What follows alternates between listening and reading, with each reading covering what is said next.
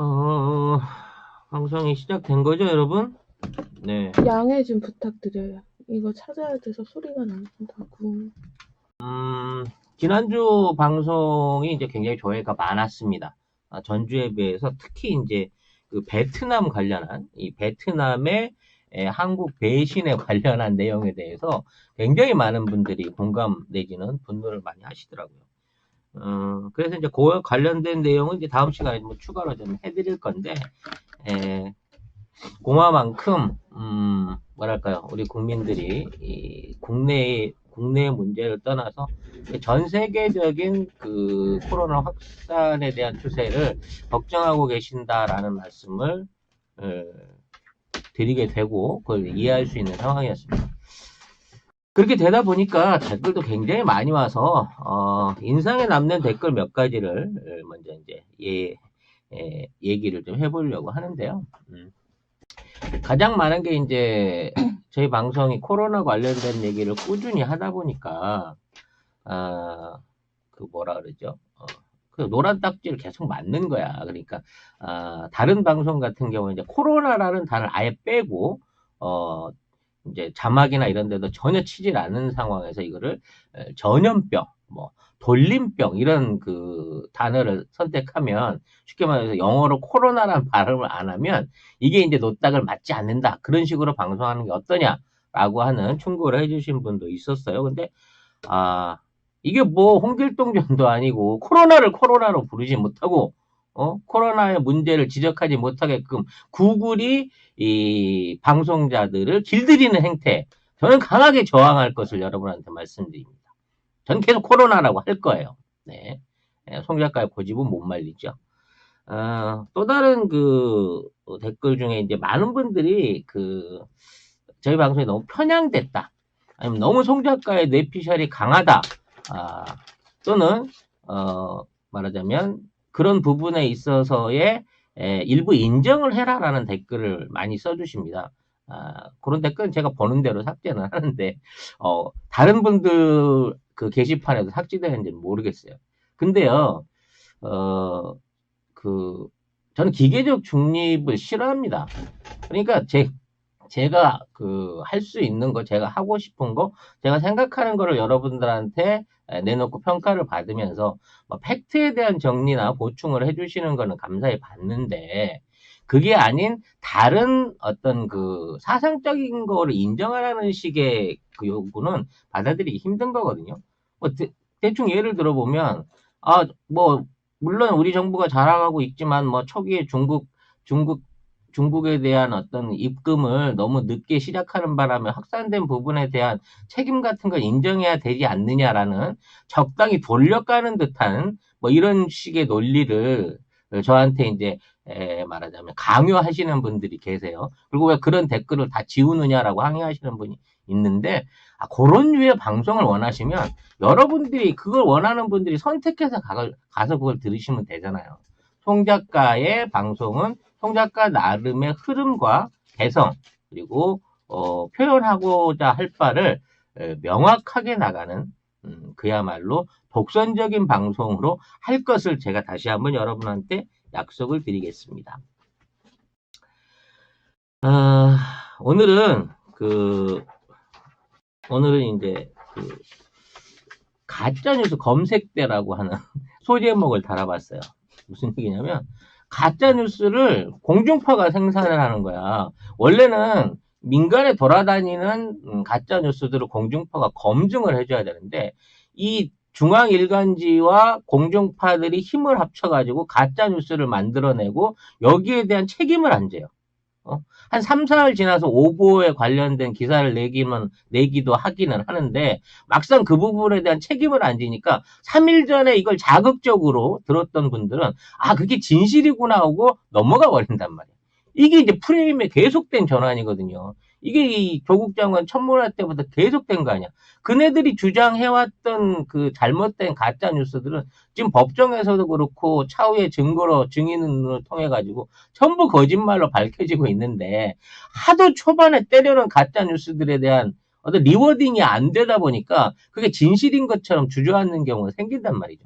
근데 이제 최근 들어가지고 마치 이거는 이제 언론이 나라 망하자는 뭐 이런 개념으로 너무 심하게 편향적인 보도를 하고 있어요. 그리고 정말 어처구니 없는 오보를 내고 있는 부분이 있어서 이것들을 이제 특별히 정리를 해보는 시간을 송 작가가 별도로 마련을 했습니다. 이걸 왜 내가 해야 되는 건지 모르겠어. 근데 아무도 안 하니까 제가 할 수밖에 없는 거예요.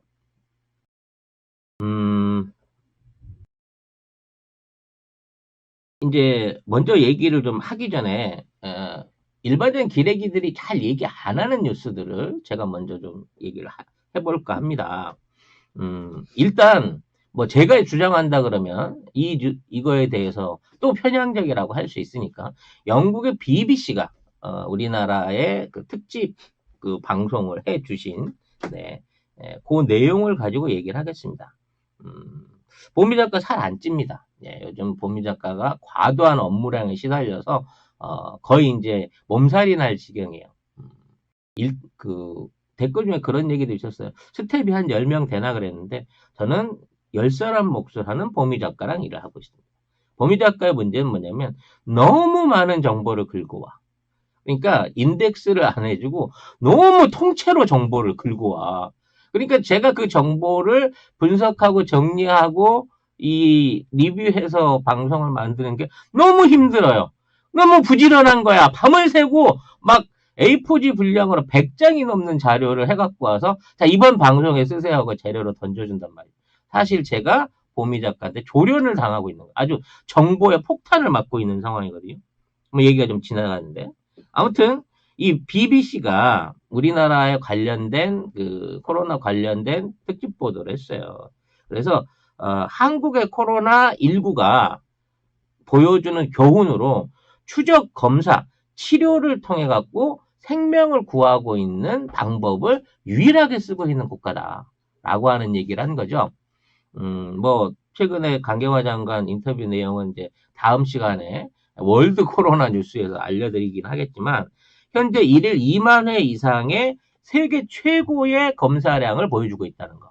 이거 보도를 했고요. 국내에 있는 환자 치사율이 약 0.7% 정도로 이 WHO가 기준으로 발표했던 3.5%보다 훨씬 낮다는 거예요. 이 부분 안에서 한국의 의료 수준이 그만큼 뛰어나다라는 얘기를 하고 있고 현재 전 세계에서 유일하게 테스트가 가능한 키트를 충분히 공급할 수 있는 나라도 대한민국뿐이라는 겁니다. 매주 이제 14만 개 정도를 생산하는데요. 14만 개면 14만 명 하는 거 아니냐 하는데 키트 하나가 4명분이라고 합니다. 이게 뭐 4명이라고 말하긴 그렇죠. 4회차 분이라고 할 수 있는 거죠. 그러니까 키트 하나로 최대 4명까지 검진을 할 수 있기 때문에 사실상 56만 명을 할 수가 있는 거야. 이런 그 계획상으로. 근데 뭐 하다가 이제 뭐라 그러나요?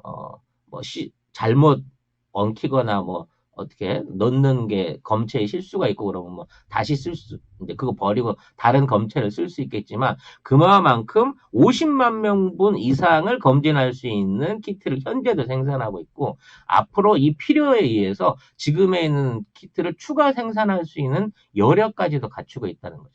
그래서 우리나라 검진 키트와 관련된 주식들이 전 세계적인 폭락장 속에서도 지금 꿋꿋하게 상승장을 이어나가고 있는 것이겠죠. 그리고 가장 중요한 거는 BBC가 이 검진 키트의 테스트를 98%라고 인정했다는 겁니다. 그것도 WHO의 말을 인용해서요. 근데 우리나라 기레기들은 우리 검진 키트 못 쓰는 거다. FDA에서도 불합격 맞은 거다라고 하는 확인 안 되는 뉴스들을 막 던졌어요. 거기에 대한 내용은 조금 이따 말씀을 드리겠습니다. 그래서 이 한국의 지역 봉쇄가 없는 점, 그러니까 폐쇄를 안 한 거예요. 우리 뭐 대구 폐쇄, 뭐 대구 봉쇄, 뭐 정치적 용어가 나와서 뭐라고 했다고 이거 갖고 시비는 걸었지만 실제로 통행의 자유 또는 주민들의 그 확진자가 아닌 확진자 부분에 이제 격리를 권고했으니까 그런 거고 이 일반 주민들의 봉쇄나 행동 제한을 하지 않은 상태에서 방역선을 치고 그 안에서 이동 제한 없이 막아냈다는 거죠. 실제 지금 대구 지역은 신천지 사태가 뭐 한 2주 정도 이제 극을 가다가 가라앉고 난 이후에는 다른 지역하고 발병률이 비슷하게 나가고 있어요. 이 정도만 해도 일단 신천지에 의한 지역 감염 확산은 어느 정도 막아가고 있는 게 아니냐라는 얘기를 해볼 수 있을 것 같습니다. 다음은 이 BBC에서 이제 보도를 해서 저도 알았던 내용인데요. 지금 우리나라가 이제 키트 말고 코로나 백신 항체를 만들고 항체. 항체라는 얘기는 이제 말 그대로 백신을 투여해가지고 예방을 하거나 아니면 이미 심하게 이제 감염이 돼 있는 환자를 치료할 목적으로는 치료제를 만들고 있는데 이게 치료제를 만들기 위해서는 실제 이제 이 병을 겪고 이거 극복해낸 사람의 혈액이 필요한 거예요. 그 안에 들어있는 항원을 통해 갖고 만들어야 된다는 거지. 이거는 이제 한국 사람이어야 돼. 가장 토종적인 한국 사람이야지. 미국 사람 항체를 우리나라에 갖고 와가지고 이걸 치료제에 응용한다고 해서 확률이 높을 수 있는 가능성은 없잖아요. 그래서 국내에 있는 확진자 이후 치료 완료된 분들의 이제 어떤 자발적인 도움을 받고 있는데 여기에 이제 혈액을 제공해 주고 계시는 공여자분이 우리가 특별기로 모시고 왔던 우한 교민이었다는 거죠. 그러니까 그분들이 어떤 정부의 보호를 통해서 국내에 들어오셨고 완치를 받고 난 다음에 스스로 자신의 어떤 그 항체나 이런 것들을 치료제 연구 목적으로 제공을 하고 계시다는 거예요. 그리고 이걸 통해 가지고 현재 우리나라가 뭐 일양약품이 요새 또 잠깐 뜨기도 했습니다만 여러 가지 치료 물질들을 만들어내고 있고 거의 99%의 치료 효과를 보이는 약물들이 실험에 들어갔다고 합니다. 그러니까 이게 보통 40일 정도 걸리면 어떤 임상 결과가 나온다고 하네요. 그러니까 3월이 지나고 한 4월 말, 4월 중순이나 4월 말쯤 되면 한국에서 임상을 마친 진짜 지금 돌고 있는 코로나19의 치료제가 제대로 선보일 수 있다는 거죠. 중국도 그런 치료제들을 만들어가고 있습니다. 왜냐하면 한국과 중국이 이쪽에 대한 데이터들을 많이 보유하고 있기 때문에 이 분야 안에서는 한국과 중국이 독보적으로 앞서가고 있어요. 치료제 개발에는. 지금 전 세계에 한 100가지 치료제가 임상 실험 중인데 한국과 중국의 치료제를 가장 신경 써서 사람들이 기다리고 있는 겁니다. 그래서 그와 관련한 뭐라 그러나요? 연구 실적에 대한 내용들도 영국이 이제 굉장히 많이 보도를 하고 있고 거기에 대해서 자국하고 이제 비교하는 방송들을 내보내면서 전 세계인이 이 방송에 주목을 했던 적이 있습니다. 자, 여기에 제가 이제 드리고 싶은 거는 국내에만 있는 정말 이제 특이한 아이디어, 특별한 아이디어 상품들이 지금 전 세계를 통해서 히트 상품으로 소개가 되고 있다는 거죠. 여러분들이 이제 아시는 분은 아시는 분이 있으신지 모르겠지만 음압 이동 베드라고 하는 게 있습니다, 여러분. 음압 이동 베드. 네. 음압 이동 베드가 어떤 거냐면 혹시 이제 이런 걸 보셨는지 모르겠는데 이게 이제 일종의 텐트 같은 거예요, 텐트. 그러니까 확진자나 환자들을 이송할 때 이 이송 기간 중에 이 사람들을 안전하게 옮길 수 있는 일종의 이걸 비닐팩 같은 거거든요. 이게 이제 내부적으로 내용을 보면 이런 식으로 이제 손을 집어넣어서 환자들을 안에 넣고 치료를 할 수 있을 뿐더러 이제 이분들이 숨쉬는 공기라 그래야 되겠죠. 공기를 자체적으로 필터링을 해가지고 걸러내는 기능을 갖고 있어요. 그래서 내부하고 외부 공기를 완전하게 차단하기 때문에 병원 내에서나 이동 시에 이 분들의 어떤 확산 위험을 줄일 수가 있는 거고요. 그 다음에 이게 이제 의료 치료 행위, 그러니까 이동 중에도 격리된 상태에서도 치료가 가능하고 산소 연결을 통해 갖고 이제 산소 호흡기 기능도 할 뿐더러 이게 완전히 배터리식이기 때문에 이게 이제 최소 8시간에서 10시간 정도 외부 전원 없이 가동할 수 있는 이른바 이제 완전히 이동형 음압실이라고 볼 수 있는 거죠. 근데 이게 우리나라에 얼마나 있을까요? 이게요, 웬만한 응급실이 있는 종합병원에 다 한두 대씩 다 있었다고 합니다. 요게 가격이 1,000만 원이 좀 넘는데요. 근데 이거를 2년 전부터 정부가 병원에 싹 사서 나눠줬던 거야. 우린 몰랐었잖아. 그러니까 이게 쓰일지 안 쓰일지 모르는 상태에서 메르스 같은 어떤 코로나형 바이러스형 감염증이 있을 줄 알고 정부가 이걸 대비하고 전부 다 구비를 해서 나눠놨다니까.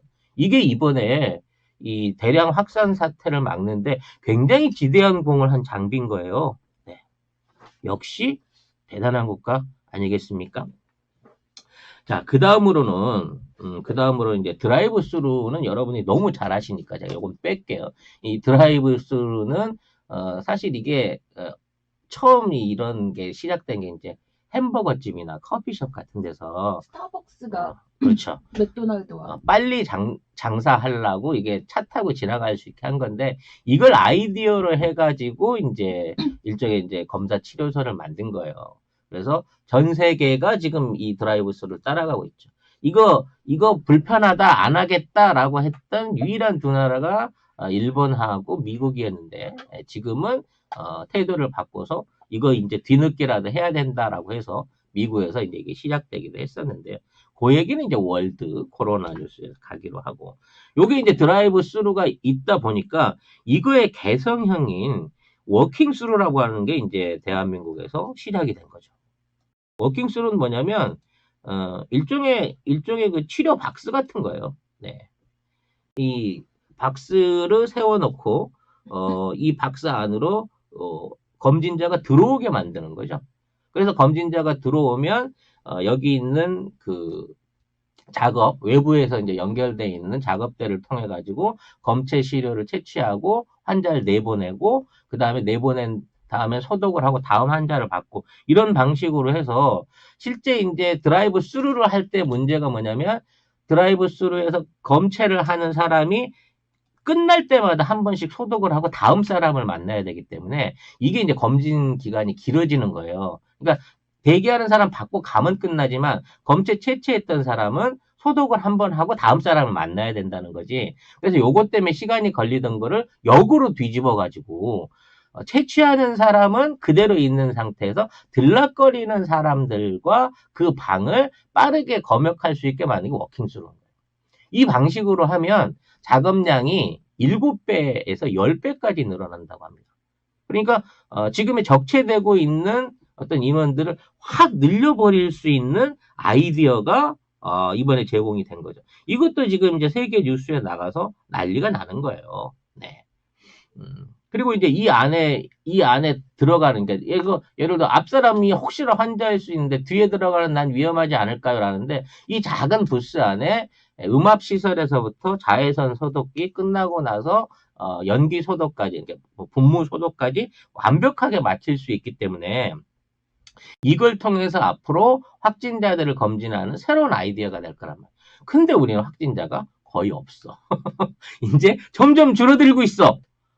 이 남는 장비들이 앞으로 다 우리나라의 히트 아이디어 상품이 돼가지고 전 세계로 팔려 나갈 거다라는 예상이 가능한 거죠. 근데 현재 우리나라는 그 대응 시스템이라든지 이와 관련된 장비, 키트, 연결된 백신 생산까지 거의 코로나19와 관련된 모든 부분에서 전 세계를 압도하고 있어요.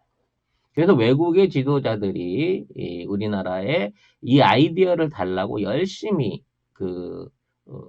뭐랄까요, 청원을 하고 있고, 이 청원을 하는 과정 중에 이제 문 대통령이 그런 얘기를 하신 거죠.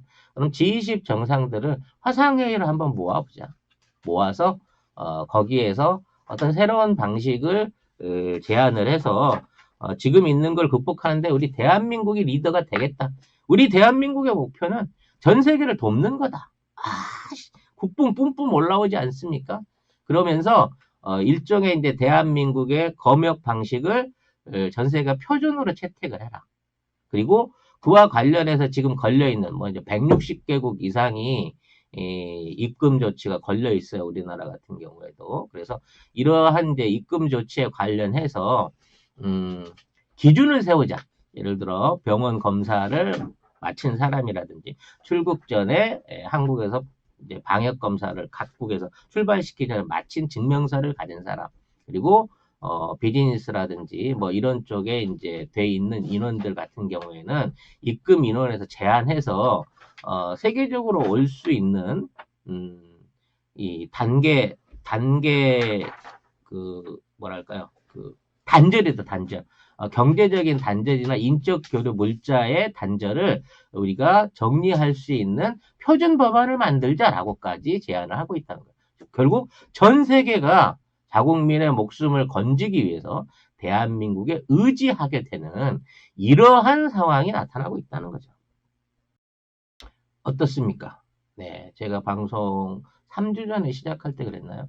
분명히 말씀드려요. 이 사태가 지금 우리에게 힘들지만 가장 선도적으로, 가장 투명하게 이러한 사태를 진행하고 있는 대한민국은 이걸 극복하고 난 다음에 세계를 리드할 수 있게 될 거라고 얘기하지 않았습니까? 이렇게 얘기가 실제 실현이 되다 보니까 이걸 어떻게든 깎아내리기 위해서 기레기와 야권이 총동원돼가지고